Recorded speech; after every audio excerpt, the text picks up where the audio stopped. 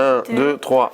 Bonjour à tous, je m'appelle Camille, je suis la nouvelle Community Manager de la mission locale OSR et aujourd'hui on interview Clément Niel, organisateur de la Ponto Geek.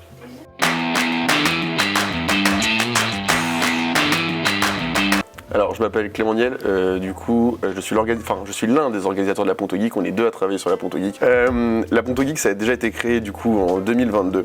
Là, on part sur la deuxième édition de la Ponto Geek en 2023. On a changé un peu tout ce qui était le staff de l'équipe, c'est pour ça que Olivier m'a rejoint avec un coup de jeune, avec un nouveau visage sur la Ponto Geek. Et après, moi en tant que Clément Niel, j'ai ma société Culture Gaming qui est à Ponto de Mer, qui s'est développée sur le point national et sur les réseaux sociaux. Et c'est du coup de Culture Gaming que la Ponto Geek est née. D'accord, donc il y avait une réelle intention de vouloir continuer à l'avenir cette convention. Alors de base, la première édition de la Ponto Geek, c'était un peu un test. C'était pas quelque chose qu'on devait sûrement refaire, c'était vraiment un test auprès de la mairie, parce que c'était quelque chose qui était nouveau pour la ville de Ponto de Mer, ce qui n'avait jamais été fait. Et la ville de Ponto de Mer nous a donné la confiance, donc vu que la première édition a été, je pense, un vrai succès, si on peut dire ça comme ça, ils nous ont donné carte blanche pour la deuxième édition.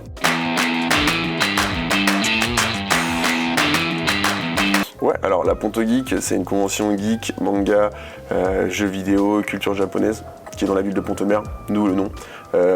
En fait, déjà, le premier point à savoir, c'est que la Ponto Geek, le nom, on voulait que la ville de Ponto de Mer soit incorporée dedans. Puis vu que la ville de Ponto de Mer est partenaire de l'événement et qu'il nous accorde une confiance, donc on était forcément obligé de caler Ponto de Mer, donc on a calé Ponto, parce que Ponto de Mer est toujours calé avec Ponto, il y a plein de choses, la Ponto Canard. Du coup, Ponto, et après, pour la suite, on a mis Geek, parce qu'il y avait plein de choses, mais Ponto Geek, ça avait un bon rythme. Après, pour ce qui est de la Ponto Geek, on a un peu plus de 3200 m² de convention. On va retrouver du coup des exposants, manga, jeux vidéo, figurines, goodies, artistes, créateurs, peintres. En fait, on va avoir sur tous les aspects qui sont liés à tout l'univers geek, manga, jeux vidéo. On va retrouver des grandes enseignes comme des Cash Express. On va retrouver des petits artistes, des petits créateurs comme Missel, qui est la personne qui a réalisé l'affiche de la Ponto Geek. Olivier, tu mets une affiche de la Ponto Geek maintenant.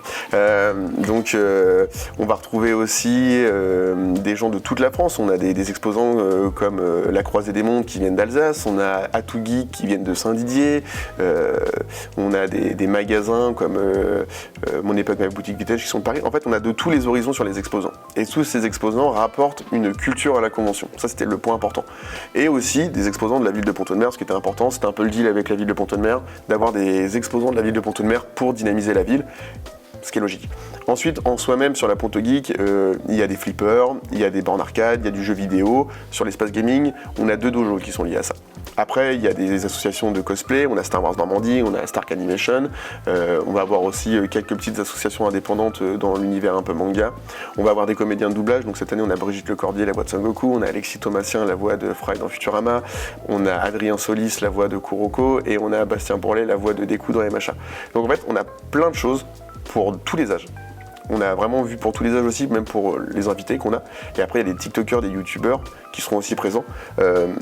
Et en soi-même, la Ponto Geek, vraiment, c'était le point, ce qu'on avait vu avec Olivier, c'est qu'il faut qu'on touche tous les âges. C'est-à-dire qu'une famille, il faut que le petit de 5-6 ans puisse s'amuser aussi bien que les parents qui ont 40, 50, 60 ans.